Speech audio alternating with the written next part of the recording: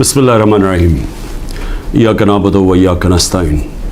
मेरे पाकिस्तानियों, सबसे पहले तो यूरोप के अंदर जो हमारे फ़ौजी शहीद हुए और जो ज़ख्मी हुए, मैं सारी कौम की तरफ से उनके ख़ानदानों को, उनके बहन भाई रिश्तेदार, बीवी बच्चे, माँ बाप, हम सब सारी कौम की तरफ से आपके लिए दुआ करते हैं कि अल्लाह आपको सब्र दे और आपको ताकत दे ये मुश्किल वक्त का सामना करने के लिए।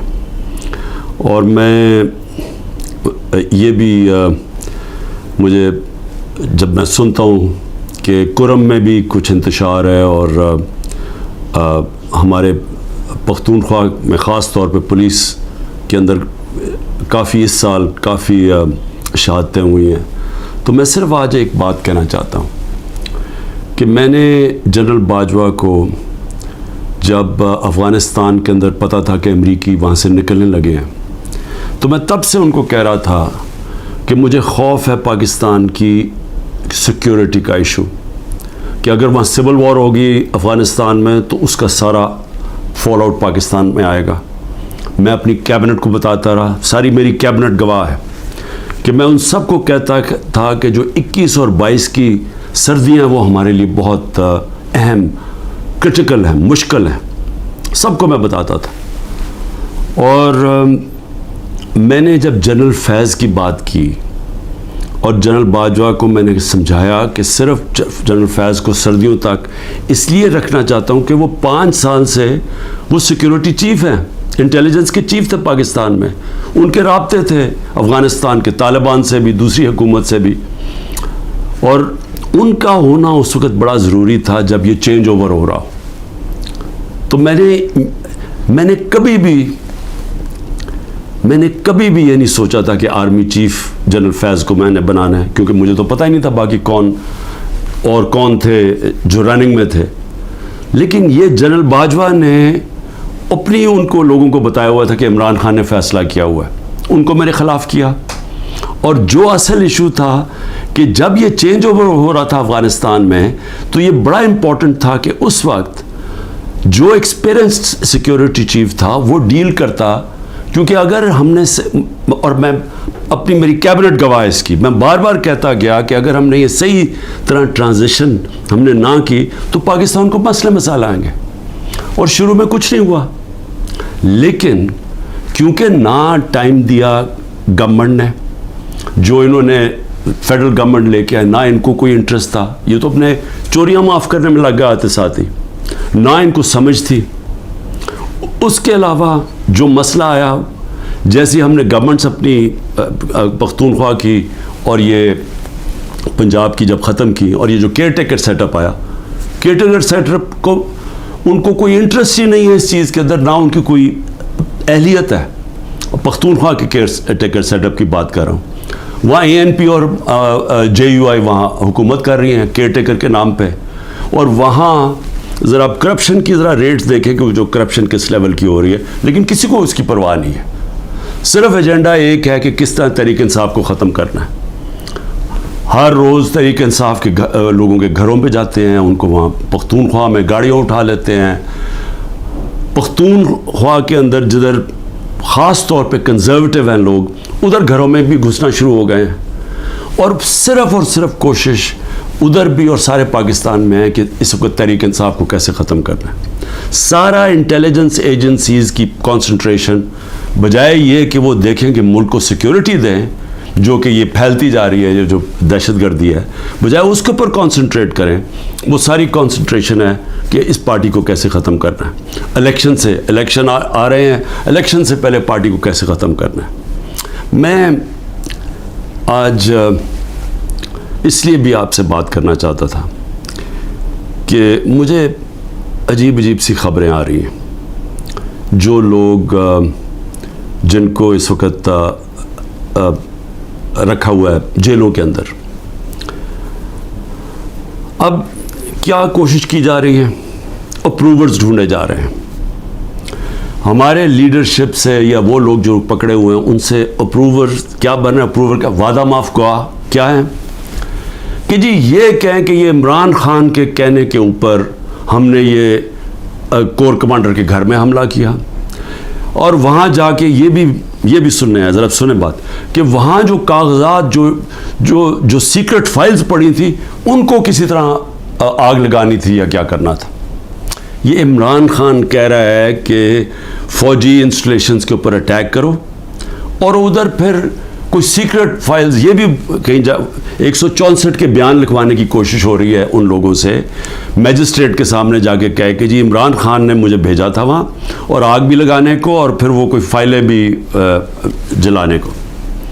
اب میں جو یہ کرنے کی کوشش کر رہے ہیں، میرا آپ سے سوال ہے، پہلی چیز کہ کیا یہ پبلک مان جائے گی اس کو کہ عمران خان چاہے گا کہ فوجی نہتے شہریوں سے فوج کے اوپر اٹیک کروائے گا عمران خان؟ یا تو چلے یہ کہنا بغاوت کا مطلب ہوتا ہے کہ بندوقوں سے اٹیک ہوتا ہے، سول وار میں دونوں طرف بندوقیں ہوتی ہیں، آپ سول وار کی بات کر رہے ہیں نا، بغاوت کیا اپنی فوج کے خلاف اگر عمران خان کرے گا تو وہ کوئی عورتیں جن کو پکڑا ہوا ہے، کیا وہ عورتیں جائیں گی وہاں اور وہاں نوجوان جائیں گے جن کے پاس کوئی ہتھیار نہیں ہوں گے، وہ جا کے اٹیک کریں گے فوج کو؟ کوئی یہ عقل ہے؟ یہ کیا یہ لوگ مان لیں گے یہ؟ اور پھر بیان یہ دے رہے ہیں کہ کوئی کاغذات وہاں، کوئی میں نے ملک کی سیکرٹس کے اوپر کوئی کچھ کرنا تھا، یعنی میں نے کوئی ان کی سیکرٹ فائلز کوئی جلانی تھی یا کیا کرنی تھی۔ عمران خان کا جینا مرنا پاکستان میں، اس کی کوئی باہر نہ پراپرٹیز ہے، نہ پیسہ ہے، نہ بینک اکاؤنٹس ہیں۔ کیا وہ جس ملک کے اندر جینا مرنا چاہے گا، وہ چاہے گا کہ اس ملک کی فوج تباہ ہو جائے؟ اور جب کہ اس کو پتہ ہے کہ ساتھ والا جو ہمارا ہمسایہ ہے اس کے اندر جو RSS کی آئیڈیالوجی ہے، جو ان کا نظریہ ہے، وہ پاکستان کو تسلیم ہی نہیں کرتے، وہ جو مسلمانوں پہ ظلم کر رہے ہیں وہاں ہندوستان میں، تو ان کی تو پوری آئیڈیالوجی ہے اس چیز پہ، وہ تو پیچھے دیکھتے ہیں کہ جب سے مسلمان آئے ہماری ہندوستان کی تباہی ہوئی ہے، وہ تو ہمیں سارا ذمہ دار، ہر بری چیز کا ذمہ دار وہ مسلمانوں کو اور پھر پاکستانیوں کو ٹھہراتے ہیں۔ تو کیا عمران خان جو ایک آزاد انسان ہے وہ چاہے گا کہ اپنی فوج کمزور ہو جائے؟ اور فوج کمزور ہونے کا مطلب کہ ملک پھر ٹوٹ جائے، کیونکہ اتنا بڑا جو ہمارا ہمسایہ جو مضبوط ہوتا جا رہا ہے، تو ان کے تو آپ تھنک ٹینکس میں دیکھیں، ان کے تو تھنک ٹینک کہتے ہیں کہ پاکستان کو 3 حصے میں کر دو۔ سو پہلے تو یہ جو 164 کا بیان ہے، یہ اگر لکھوا بھی لیں گے لوگوں سے، کیا یہ قوم مان جائے گی؟ کیا 9 مئی کا قوم مان گئی ہے کہ یہ عمران خان نے ساری سازش کی تھی، یعنی اپنے اوپر یہ حملہ کروایا پہلے کمانڈو سے، اور اپنے آپ کو پھر اس نے جیل میں ڈلوایا، اور پھر وہ سارا پلان کے تحت اس نے فوج کے اوپر حملہ کروا دی؟ کیا یہ قوم مان گئی ہے؟ یہ جو سازش ہے، بغاوت ہے، یہ قوم مان گئی ہے کہ عمران خان بہت بڑا غدار ہے؟ اور اگر آپ نے چیک کرنا ہے تو اوپینین پولز دیکھ لیں، سرویز اٹھا کے دیکھ لیں، کوئی سروے اٹھا کے دیکھ لیں، دکانوں میں نکل جائیں، بازاروں میں پوچھیں کہ کیا یہ واقعی عمران خان نے بغاوت کی تھی؟ اور میں آپ کو اس لیے یہ کہہ رہا ہوں کہ دیکھیں، جو پبلک اوپینین ہے وہ اس طرح کنٹرول نہیں ہو سکتا، آپ پروپیگنڈا سے پبلک اوپینین کو نہیں کنٹرول کر سکتے، کہ یہ اگر 164 کا بیان آ بھی جائے گا، عمران خان کو جیل میں بھی ڈال دیں گے، سزا بھی دلوا دیں اس کو، سالوں میں جیل میں رکھ لیں، کیا قوم مان جائے گی اس کو؟ کیا دنیا مان جائے گی؟ کیا جو بیرون ملک پاکستانی ہمارا سب سے بڑا اثاثہ بیٹھا ہوا ہے، 1 کروڑ پاکستانی باہر بیٹھا ہوا ہے، جن کی دولت سارے 25 کروڑ پاکستانیوں سے زیادہ ہے، اور وہی پھر سے میں کہتا ہوں، جب انشاءاللہ اس ملک کو ہم اٹھائیں گے ایک دن، تو وہ ان کی انویسٹمنٹ آئے گی جو بچائے گی شروع میں پاکستان کو، اور پھر دنیا سے انویسٹمنٹ آئے گی۔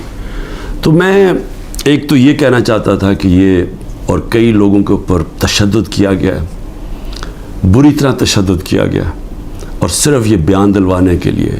اس کے علاوہ جو ہمارے سینئر لوگوں کو رکھا ہوا ہے جیلوں کے اندر ابھی تک، ان سے صرف وہ کہ بس بیٹھ کے کہہ دے کہ میں تحریک انصاف چھوڑ رہا ہوں۔ پھر ایک اور سازش چل رہی ہے، وہ کیا ہے؟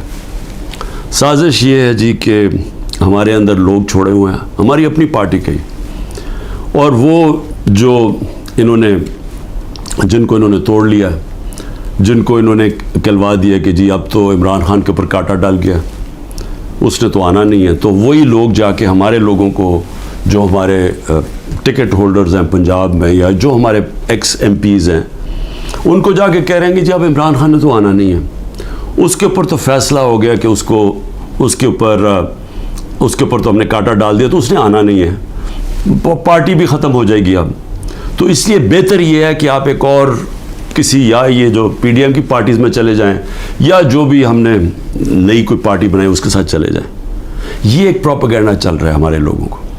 لیکن میں آج سوال پوچھتا ہوں کہ کیوں نہیں پارٹی ٹوٹ رہی؟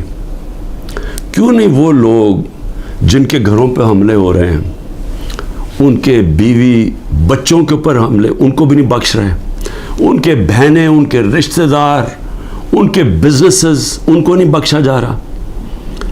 وہ ہو رہا ہے پاکستان میں جو میں کبھی بھی نہیں سوچتا تھا کہ ہماری ملک میں ہو سکتا ہے. نہ کوئی ہماری روایتوں کی کوئی فکر کرتا ہے, نہ جو ہمارا دین جو نبی صلی اللہ علیہ وسلم کی سنت تھی, حکم دیتے تھے کہ جنگ پہ جاؤ تو عورتیں بچے بوڑھوں کو, اپنے دشمنوں کے عورتیں بچے بوڑھوں کو ہاتھ نہیں لگانا. یہاں نہ بوڑھے دیکھے جاتے ہیں, ماں باپ نہ دیکھے جاتے ہیں, نہ بچے دیکھے جاتے ہیں, نہ عورتیں. میری بہن, میری 3 بہنیں, ان تینوں کے کچھ نہ کچھ ان کے اوپر, ایک بہن کے اوپر کرپشن کیسز ڈالے ہوئے ہیں, دوسرے کے بیٹے کے اوپر FIR کاٹ دیے ہیں, ایک کے اوپر ایک کا بیٹا باہر چلا گیا ہے, پاکستان سے باہر چلا گیا. تو ان سب کے اوپر کوئی نہ کوئی کیسز چل رہے ہیں, بیوی کے اوپر کیسز چل رہے ہیں. یہ کب تھا مجھے بتائیں کہ ہماری پولیٹکس میں یہ کب ہم اتنے نیچے گرے تھے؟ ہاں تھے, یہ نواز شریف کی خاص طور پہ, یہ شریف خاندان کا تھا, یہ گھر کی عورتوں کے اوپر ہمیشہ اٹیک کرتے تھے. بے نظیر کی اور اس کی والدہ کی تصویریں انہوں نے لاہور کے اوپر نیچے پھینکی, گندی تصویریں. انہوں نے وہ جو ویڈیو ٹیپس, مریم ماہر ہے ٹیپس کے اوپر, وہ ٹیپس بنا لیتے ہیں, بلیک میل کرتے ہیں. یہ تو تھا ان کی روایت پرانی. لیکن یہ ہماری اس قوم کے اندر, ہمارے کبھی بھی ویلیو سسٹم میں اس طرح ہم کبھی بھی نہیں گرے تھے. اس کے علاوہ لوگوں کو اغوا کیا ہوا ہے. اور میں یہ ذرا بتا دوں کہ ہمارا اظہر ماشوانی, ہمارے سوشل میڈیا کا, اس کا بھائی کو 2 مہینے سے اٹھایا ہوا ہے. ہمارا جو علی اوان ہے ہمارے اسلام آباد سے, جو MN ہے, ان کے بھائی کو, وہ ایک پروفیشنل ہے, اس کا تعلق ہی کوئی پارٹی سے نہیں ہے, اس کو اغوا کر کے لے گئے. شہزاد اکبر جو انگلینڈ گیا ہوا ہے, اس کے بھائی جو کہ نارمل نہیں ہے, اب نارمل ہے اس کا بھائی, اس کو اٹھا کے لے گئے, وہ غائب کیا ہوا ہے. یہ سب غائب کیے ہوئے ہیں. جب عدالت میں جاتے کہ جسے پیش کرو, پولیس کہتی جو ہمیں پتہ ہی نہیں کدھر گئے. اعظم خان جو میرے پرنسپل سیکرٹری تھے, ان کو اٹھا کے غائب کر دیا ہے. اور کوشش کیا ہو رہی ہے اس کو اپروور بنانے کی, جی عمران خان کے خلاف کوئی سٹیٹمنٹ دیں کہیں نہ. تو شہزاد اکبر جو انگلینڈ میں بیٹھا, اس کو میسیجز آ رہی ہیں, ہم سب کچھ چھوڑ دیں گے اگر تم عمران خان کے خلاف اپروور بن جاؤ کہ اس کے خلاف کوئی سٹیٹمنٹ دے دو. اور عمران ریاض, اب اس کا کیا تعلق تھا 9 مئی کے ساتھ؟ وہ غائب کیا ہوا ہے, اس کو بھی عدالت کہہ رہی ہے اس کو بلاؤ, وہ بھی نہیں آ رہا. یعنی کب پاکستان میں ایسے ہوا تھا؟ کون سے ایک ملک جو کہتا ہے, ابھی بھی ہم کہتے ہیں ہم جمہوریت ہیں, کس ملک کے اندر اس طرح کی نہ عدالتوں کی سنی جاتی ہے, نہ لوگوں کے فنڈامنٹل رائٹس کی کسی کو کوئی پرواہ ہے؟ جو مرضی طاقتور جو فیصلہ کرتا ہے, وہ جو وہ سمجھتا ہے وہ کرنا چاہے وہ کر سکتا ہے.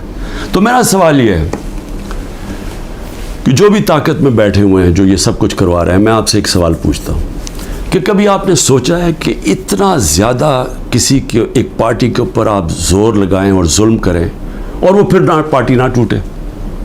پنجاب کے اندر کتنے ٹکٹ ہولڈرز توڑ لیے ابھی تک؟ 297 ہیں ٹکٹ ہولڈرز, ان میں سے 40-50 توڑے ہیں, باقی کیوں نہیں ٹوٹ رہا ہے؟ سب گھروں میں سے نکلے ہوئے ہیں, انہوں نے اپنی فیملیز کو گھروں سے نکال دیا ہے, سب چھپے ہوئے ہیں, بزنسز ان کی بند ہے, وہ ٹوٹ کیوں نہیں رہے؟ سوال پوچھا اپنے آپ سے کہ اتنا زور لگایا, ابھی پختونخوا کے اندر پوری کوشش ہو رہی ہے, کیوں نہیں ٹوٹ رہے؟ وہ اس لیے نہیں ٹوٹ رہے. اور میں بڑے ادب سے اپنے پاور بروکرز کو کہنا چاہتا ہوں کہ یہ بڑا غور سے میری بات سنیں. میں 27 سال سے پولیٹکس میں ہوں, 0 سے پارٹی شروع کی, کوئی میری پولیٹیکل بیک گراؤنڈ نہیں تھی, میری کوئی والد یا میرے وہ نانا دادا کوئی پولیٹکس میں نہیں تھے. میں نے زیرو سے شروع کیا اور آہستہ آہستہ پبلک کو اپنے ساتھ جوڑا، جو بڑی دیر لگی، اور آہستہ آہستہ آہستہ آہستہ پارٹی بنائی. کسی نے اس طرح کی پارٹی نہیں بنائی. ذوالفقار علی بھٹو پہلے 8 سال ایک ملٹری ڈکٹیٹر کے منسٹر رہے تھے، اور پھر رائٹ لیفٹ کی سیاست کی ساری پولیٹکس ختم کر دی تھی. ایوب خان نے ایبڈو لگا دیا تھا، سارے پولیٹیکل پارٹیز بین کر دیا تھا. اس کے اندر ذوالفقار علی بھٹو نے پھر پیپلز پارٹی بنائی، اور ان کو بھی 4 سال لگے اور وہ پھر پاور میں آ گئے. اور اس کے علاوہ باقی کسی کا باپ پارٹی تھا، کسی کا دادا تھا، کسی کا نانا تھا. ایک نواز شریف نے وہ کس طرح پارٹی بنائی. جنرل ضیاء نے فیصلہ کیا، جنرل جیلانی نے ریکویسٹ کی کہ جی یہ بڑا اچھا بچہ ہے، اس کو لے آئیں. والد صاحب نے کہا کہ جی اور کسی کام کا نہیں تو چلو اس کو پولیٹکس میں ڈال دو. وہ پولیٹکس میں آ گیا. اس کو مینوفیکچر کیا گیا. جی ایچ کیو کے اندر نواز شریف مینوفیکچر ہوا. ایک ٹیسٹ ٹیوب بیبی پیدا کی گئی پولیٹکس میں. وہ اس طرح پولیٹکس میں آیا تھا. تو تجربہ، میں صرف یہ کہہ رہا ہوں کہ جس آدمی نے زیرو سے پارٹی شروع کر کے 2 پارٹی سسٹم بریک کر کے آج اللہ کا کرم ہے سب سے بڑی پارٹی ہے پاکستان میں، تو کم از کم میرے ویوز ہی سن لیں. کیونکہ یہ جو بھی آپ حربے استعمال کر رہے ہیں یہ آپ کامیاب نہیں ہونے لگے. یہ آپ ملک کی تباہی کریں گے لیکن آپ کامیاب نہیں ہوں گے. کیونکہ دیکھیں، جب ایک آئیڈیا، اور یہ پولیٹکس یہ 90 کی دہائی کی پولیٹکس نہیں ہے. 90 کی دہائی میں پولیٹکس کیا تھا؟ الیکٹیبلز تھے، اسٹیبلشمنٹ. انہوں نے ایک طرف ایک پارٹی کا ساتھ دیتی تھی، الیکٹیبلز تھوڑے ادھر چلے جاتے تو پارٹی جیت جاتی تھی. یہ تھی 90 کی دہائی کی پولیٹکس. اور پھر یہی آگے جب جنرل مشرف نے کیا کیا، پہلے 2/3 اکثریت والی نون لیگ، ان کو کوئی تشدد نہیں کیا گیا. ان کو کسی صوبے دار کا بھی ٹیلی فون آتا تھا نا تو وہ سیدھا کاف لیگ پہ چلے جاتے تھے. کوئی مشکل نہیں تھی، کوئی بزنسز نہیں بند ہوئی، کوئی جیلوں میں نہیں ڈالا. ساری کی ساری نون لیگ کاف لیگ پہ چلی گئی. اور اگر وہ جو باقی، میں پھر سے کہتا ہوں، جو بچے ہوئے تھے نون لیگ والے، اگر ان کے اوپر 5% بھی وہ تشدد کرتے جو ہمارے پہ ہو رہا ہے، انہوں نے بھی کاف لیگ پہ چلے جانا تھا. تو وہ پولیٹکس، وہ زمانہ چلا گیا ہے. یہ اب پولیٹکس ہے 1970 کی پولیٹکس. یہ آ گئی ہے نظریے کی پولیٹکس. 1970 کے بعد پاکستان میں نظریہ ختم کیا گیا تھا.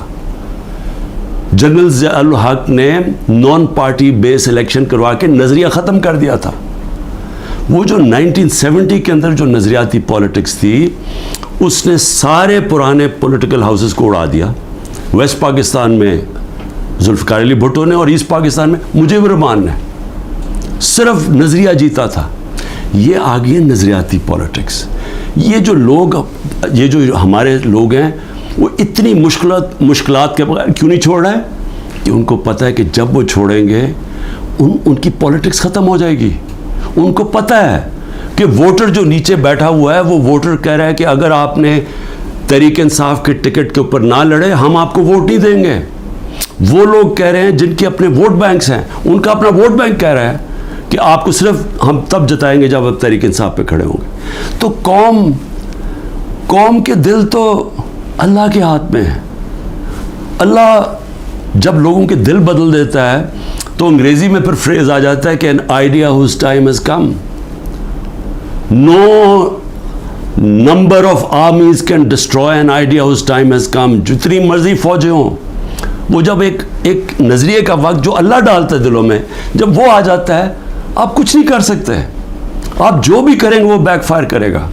14 مہینے سے کوشش کیا جا رہا ہے کہ نظریہ کو ختم کرنے کا، اور 14 مہینے سے کوئی سروے کروا لیں، آپ کو بار بار ایک ہی رزلٹ آئے گا کہ لوگ اور زیادہ تحریک انصاف کے ساتھ آ گئے. اس لیے میری ریکویسٹ یہ ہے کہ یہ پولیٹیکل انجینئر سے ملک کو تباہ کر رہے ہیں.